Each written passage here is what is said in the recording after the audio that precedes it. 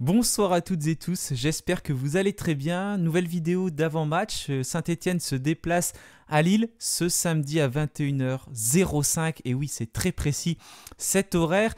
Lille, une équipe qui est en forme en tout cas cette semaine puisqu'ils se sont imposés 6 buts à 1 en Ligue des Champions face à Feyenoord, une équipe qui était un petit peu plus en difficulté ces derniers temps en championnat malgré le fait qu'ils ne perdaient pas. On aura l'occasion d'y revenir dans quelques instants durant cet avant-match. On va aussi faire un point sur le mercato puisqu'il se termine le 3 février.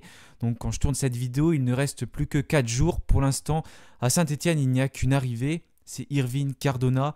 Pas de départ à signaler, seulement un prêt pour l'instant avec Yanis Léry.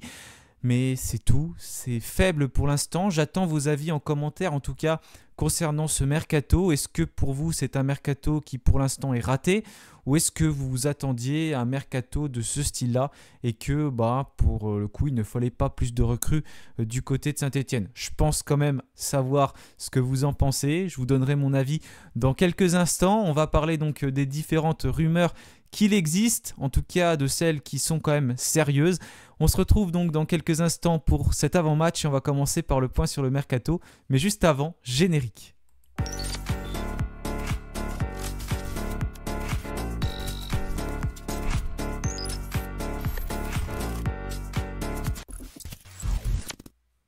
Voilà, vous le savez, comme d'habitude, juste avant de débuter, n'oubliez pas de vous abonner, de liker la vidéo, ça me soutient énormément.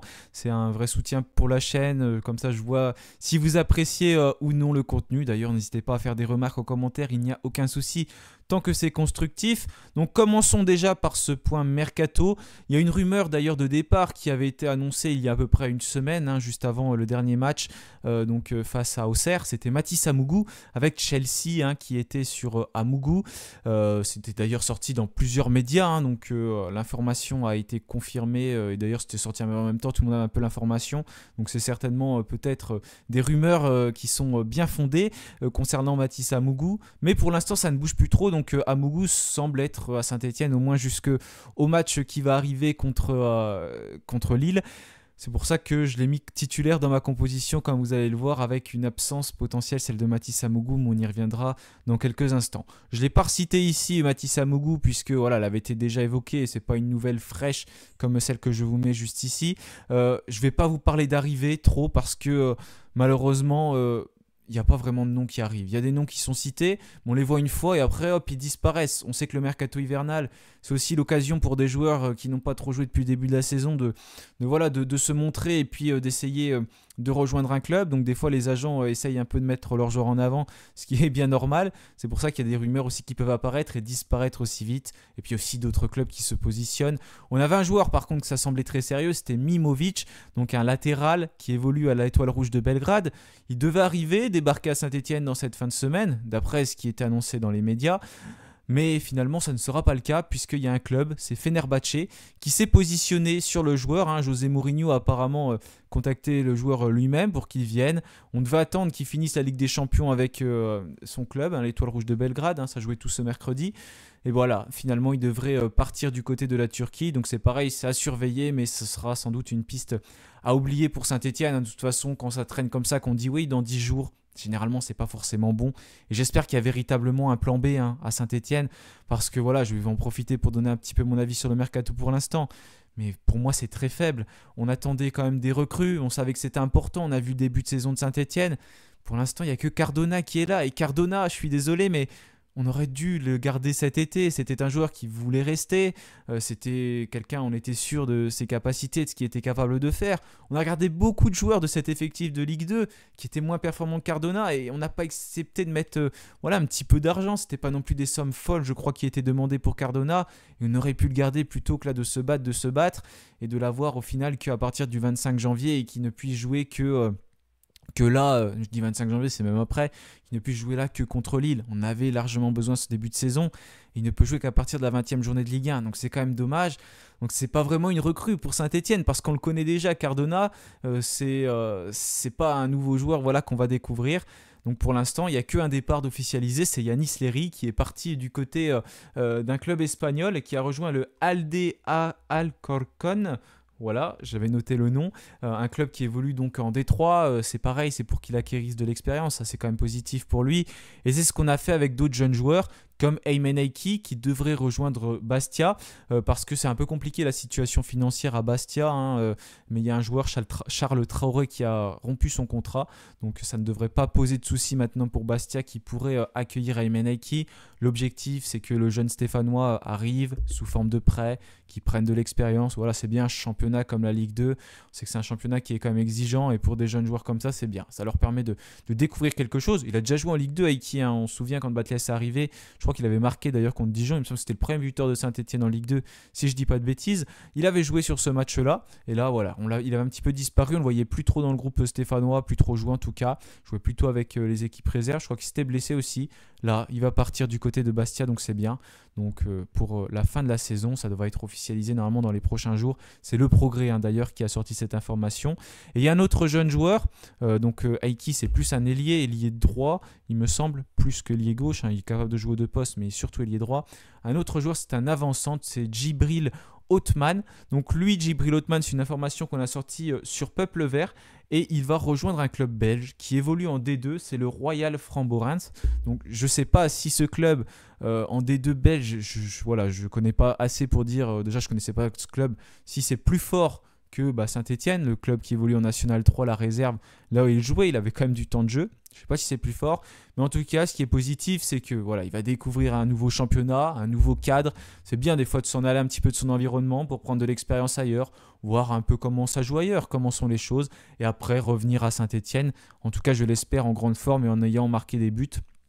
Changer de cadre, pour moi, c'est quelque chose qui est bien. Donc c'est voilà, une information qu'on a sortie sur Peuple Vert. Ça va normalement être annoncé dans les prochaines heures, prochains jours. Ça va être confirmé très rapidement. De toute façon, il ne faut pas que ça traîne puisque le mercato, il finit le 3 février.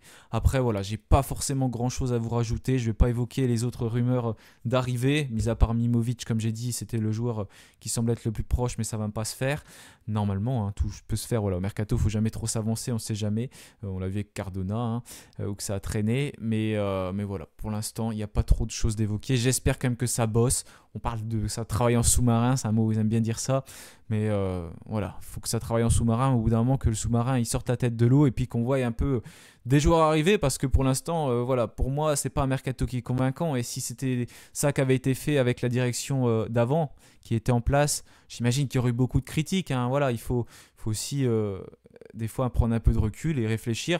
Et surtout, là, je suis en train de revenir en arrière et me dire, bon, aujourd'hui, imaginons si on était le 28 décembre, par exemple, que le mercato n'avait pas débuté, si on me disait que le 30 janvier, Saint-Etienne n'avait fait venir que Cardona, et puis ça n'avait pas dégraissé, hein, parce qu'il y a des joueurs qui ne jouent pas, qui sont encore là, comme Thomas Monconduit.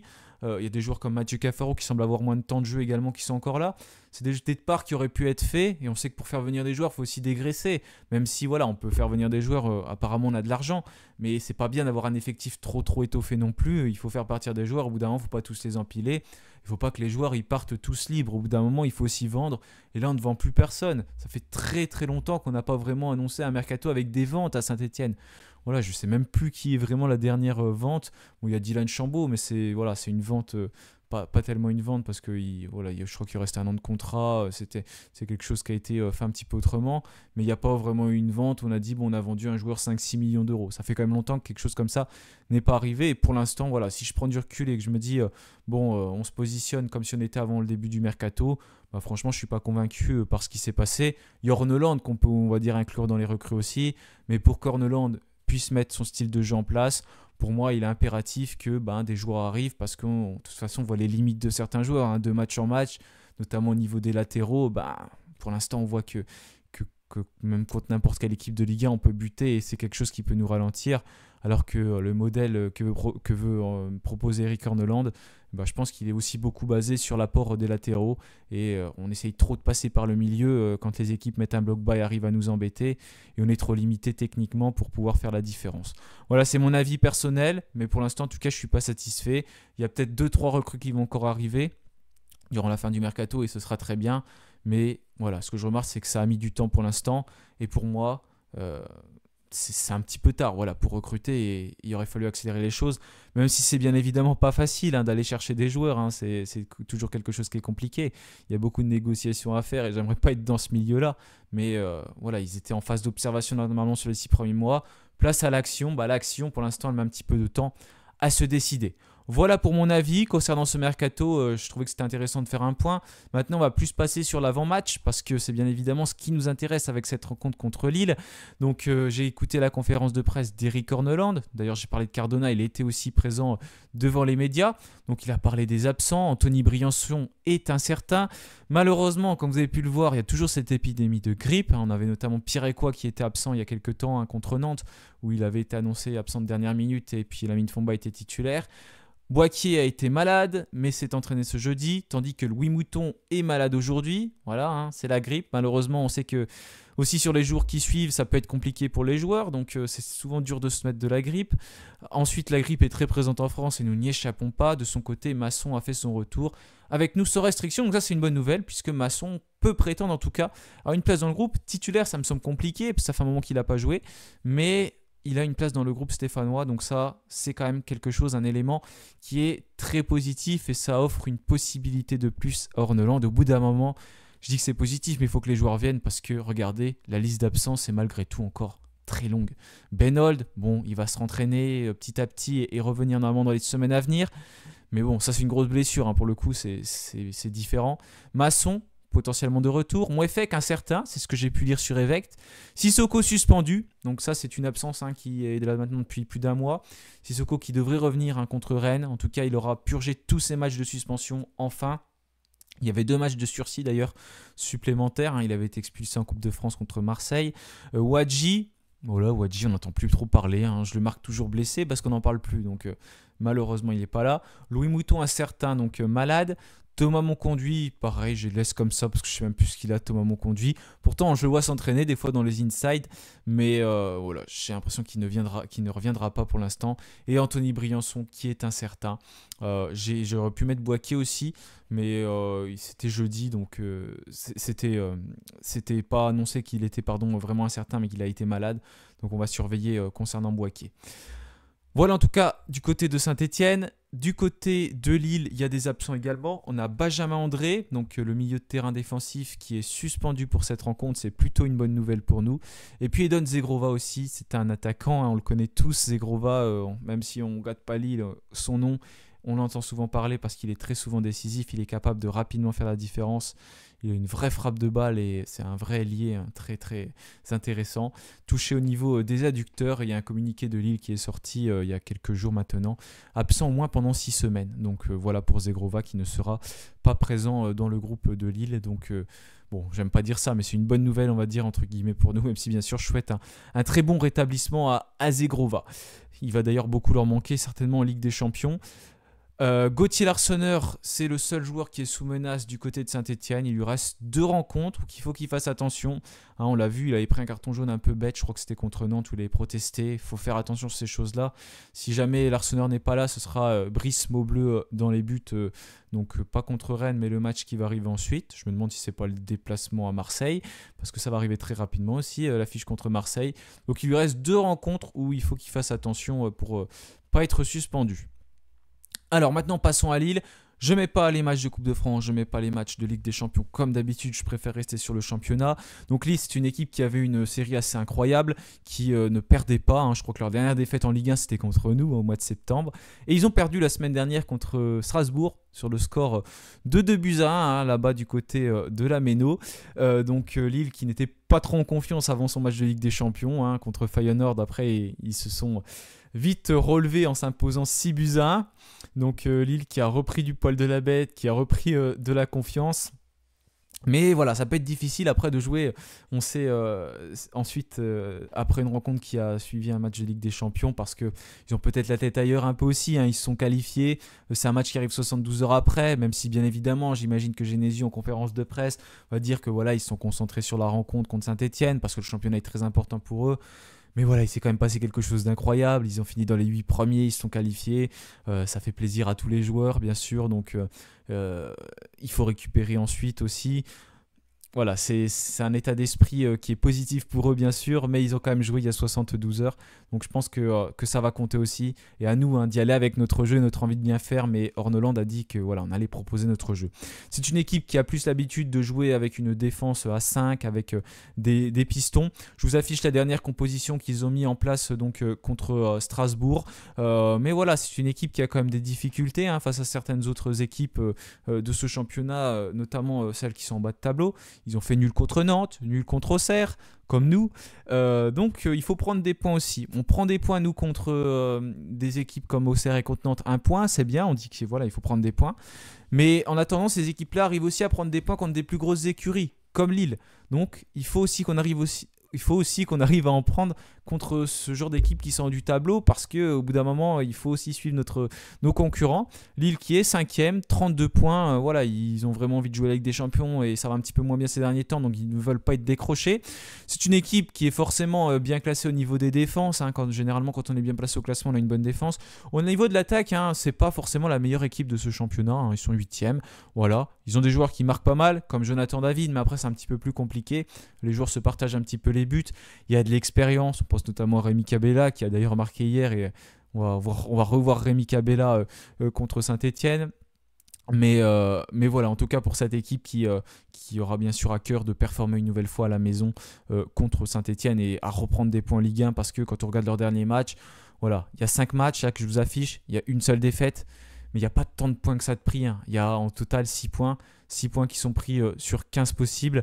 C'est pas si important que ça pour une équipe comme Lille qui joue en tout cas le haut de tableau. C'est même assez faible. C'est bien d'être invaincu, d'ailleurs c'est ce que disaient leurs supporters, mais c'est mieux de faire des victoires également, parce que voilà, j'en parle souvent, mais quand on voit Auxerre, Nantes, Marseille, ça fait que 3 points. Des fois il faut peut-être mieux prendre 3 points et un match nul et puis en perdre un, plutôt que de faire 3 matchs nuls, ce qui rapporte pas forcément beaucoup de points. Voilà pour cette équipe lilloise. Donc on voit qu'on peut réussir à les mettre en difficulté, parce que certaines équipes de notre championnat qui sont à notre niveau ont réussi à le faire. Il y a des bons joueurs comme Chevalier également, un gardien de classe internationale bien sûr, et qui est très important pour Lille, et notamment dans cette campagne de Ligue des Champions. Ils vont vouloir se rattraper aussi après leur défaite contre Strasbourg et ne pas enchaîner une deuxième défaite consécutive. Nous, on va vouloir aussi performer, retrouver peut-être la victoire, parce que mine de rien, ça fait 3 matchs consécutifs qu'on ne gagne pas. On a toujours été mené au score depuis qu'Éric Horneland est coach de l'AS Saint-Etienne. À chaque fois, on est revenu, mis à part contre le Paris Saint-Germain. On perdait 2-0, on est quand même revenu à 2-1. Mais à chaque fois, voilà, c'était nous qui perdions les matchs. Ce sera intéressant de faire un clean sheet, même si contre Lille, ce sera compliqué peut-être. Mais intéressant, en tout cas, de mener au score à un moment donné pour voir comment on gère ça.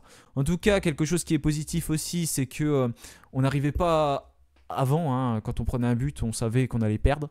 On se demandait combien on allait perdre surtout. Que maintenant, quand on se prend un but, on se dit allez, on peut revenir. Et on a réussi à le faire contre Nantes et contre Auxerre. Donc déjà, il y a un autre état d'esprit. C'est le jeu qu'Horneland veut emmener. Toujours être offensif, être positif. C'est ce qu'il a dit qu'il voulait aussi mettre en place contre Lille. Pas trop reculer. Voilà. Pour faire son fameux jeu à la stéphanoise. Je vous affiche notre composition lors du dernier match, comme d'habitude, et on fait un petit point sur le classement parce que c'est très intéressant et très important. D'ailleurs, Montpellier n'est plus dernier de ce championnat, ils sont passés devant Le Havre. Ils ont fait 2 succès consécutifs contre Monaco et Toulouse, ça les relance. Vous voyez, nous on a fait 2 matchs nuls pendant ce temps, ils ont gagné 2 matchs, donc ils ont 6 points, on n'a pris que 2. Ils sont revenus à seulement 3 points de nous, et puis au niveau de la différence de but, il n'y a pas tant d'écart entre eux et nous, il y a -3, on a tous les deux des différences de but assez catastrophiques. On est passé devant Rennes, qui sera notre prochain adversaire à Geoffroy Guichard. C'est chaud à Rennes, on voit qu'il s'intéresse un peu à tous les joueurs qui existent sur la planète. Et puis Sampaoli est sur le départ également, ça parle même d'Habib Beye qui pourrait prendre sa place. D'ailleurs, Sampaoli avait quasiment fait son premier match sur le banc contre nous, c'était pas un bon souvenir, 5-0. Je crois pas que c'était son premier match, il avait dû en faire un auparavant. Mais il pourrait donc faire son dernier match avant Saint-Etienne, et on pourrait nous voir un nouveau coach à Geoffroy Guichard. On espère qu'on va faire un bon résultat contre Lille.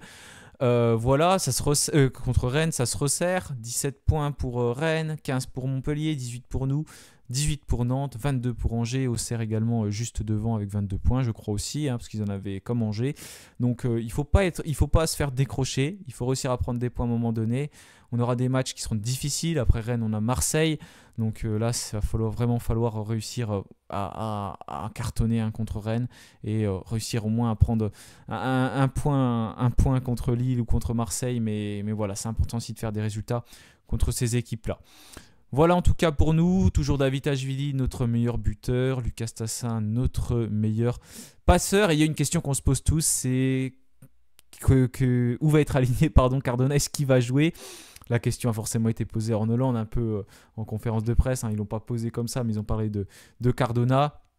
Déjà, il a dit qu'il savait qu'il pouvait jouer avant-centre, faux numéro 9, ailier, droit ou gauche. Mais l'objectif pour Cardona, c'est plutôt de le faire jouer donc, en tant qu'ailier.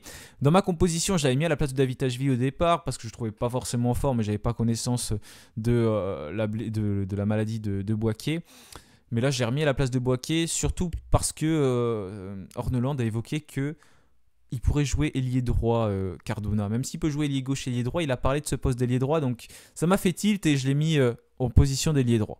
Je vous affiche ma composition, je ne vais pas traîner plus longtemps. Donc Larsonneur dans les buts, Denis Sapia sur le côté droit, Léo Petro à gauche, Nadé, Batubinsika dans l'axe. Masson pourrait revenir. C'est ce qui a été évoqué, mais le problème c'est que Masson, comme j'ai dit tout à l'heure, ça fait des mois qu'il n'a pas vraiment joué. Depuis le début de la saison c'était compliqué, hein. Il a joué 3-4 matchs, hein, vraiment pas beaucoup. C'est pas non plus l'assurance tout risque, hein, Masson on sait. Et démarrer contre Lille, ça me paraît difficile, même si je me doute bien que Petro, ça va être compliqué aussi, comme Apia, ils vont être pris de vitesse et tout. On a l'habitude, hein, on le voit contre n'importe quelle équipe de Ligue 1, que ça peut être difficile. Mais je pense quand même que ça va être Petro et Apia, hein, d'où l'importance d'accélérer ce mercato. Mais bon, voilà, ça c'est autre chose. Pierre Ekwa au milieu de terrain, Bouchouari, Amougou dans l'axe aussi au milieu. Amougou, qui n'est pas pour l'instant sur le départ, il est sur le départ mais il n'est pas parti, donc il va peut-être pouvoir tenir une place de titulaire. Parce que Mouton, il est incertain. Bouchouari, donc titulaire, hein, qui fait son retour après sa suspension contre Auxerre. Ça peut être un joueur qui va nous faire du bien. En tout cas, ça va être un vrai apport. Davidashvili à gauche. J'ai mis Cardona à droite. Je vois titulaire. Il n'a pas forcément 90 minutes dans les jambes, mais Orneland a dit qu'il y avait des choses intéressantes, notamment ces données GPS, hein, qui sont enregistrées aux entraînements. Avec l'Espagnol Barcelone, même s'il n'a pas eu énormément de temps de jeu, il a quand même joué. Il rentrait petit à petit, donc il s'est entraîné tout au long de la saison. C'est pas comme quand il était à Augsbourg, où vraiment il avait 30 minutes de jeu avant d'arriver à Saint-Etienne et il est plus en forme. Il s'est entraîné quasiment jusqu'au dernier moment. Il a dit Cardona pendant la conférence de presse qu'il y avait juste la dernière semaine, c'était un petit peu plus compliqué, certainement parce qu'il était en instance de départ, mais c'est un joueur quand même qui s'est entraîné. Lucas Tassin, donc certainement titulaire en pointe de l'attaque, hein, en attendant le retour de Sissoko. Après, il va y avoir une vraie concurrence qui va s'installer, donc ça c'est positif, mais je vois bien cette composition-là pour Saint-Etienne. Donc Cardona à la place de Boaké, parce qu'il a évoqué le poste d'ailier droit, et puis Boaké est malade, même si j'aimerais bien le voir titulaire parce que c'est le joueur le plus décisif depuis le début de l'année 2025 à Saint-Etienne. 3 buts pour lui marqués sous les ordres d'Eric Orneland. Merci à tous d'avoir suivi cette vidéo. Je vous remercie pour votre fidélité, hein. Encore une fois, je m'excuse de ne pas pouvoir répondre à tous les commentaires parce que c'est quand même compliqué, hein, de pouvoir tout gérer en ce moment. Pour moi, il y a beaucoup de commentaires, donc ça c'est top, je les lis tous, hein. Mais je préfère privilégier le temps pour vous tourner des vidéos, rechercher des informations, faire des articles sur Peuple Vert. C'est quelque chose qui me prend beaucoup de temps, en plus de mes études à côté. J'essaye de répondre dès que possible parce que ça me tient vraiment à cœur, mais en tout cas je lis tout. C'est toujours intéressant de voir vos débats en commentaire, donc je vous remercie encore et toujours pour ça. Donc continuez à écrire et je répondrai dès que je peux. Des fois je réponds quand même, mais je réponds pas à tout le monde en commentaire, mais j'essaye de répondre quand même à certains parce que c'est très intéressant de pouvoir engager des débats et d'avoir vos retours parce que c'est vous qui faites vivre la chaîne. Donc encore merci à tous. Passez une excellente fin de semaine, on se retrouvera pour le débrief, peut-être que d'ici là il y aura des arrivées, donc il y aura peut-être une vidéo entre, mais bon ça n'a pas l'air d'être le cas, mais on aura l'occasion de parler de cette fin de mercato. Il reste 4 jours qui vont être importants. J'attends votre avis en commentaire sur ce mercato, sur cet avant-match, votre pronostic, et puis bien sûr allez les Verts, salut à tous.